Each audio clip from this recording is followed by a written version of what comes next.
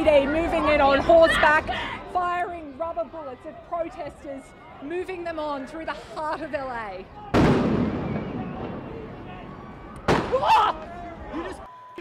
Nag-uulat ang babaeng Australian journalist na yan sa gitna ng kilos protesta sa Los Angeles, California sa Amerika. Maya-maya lamang tinutok ng isang pulis ang kanyang armas sa babae hanggang tamaan siya ng rubber bullet sa binti.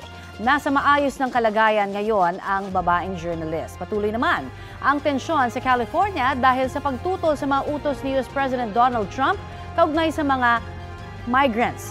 Kinumpirma ng Philippine Consulate General in Los Angeles sa panayam ng unang balita sa unang hirit na may isang Pilipinong naaresto sa operasyon ng Immigration and Customs Enforcement.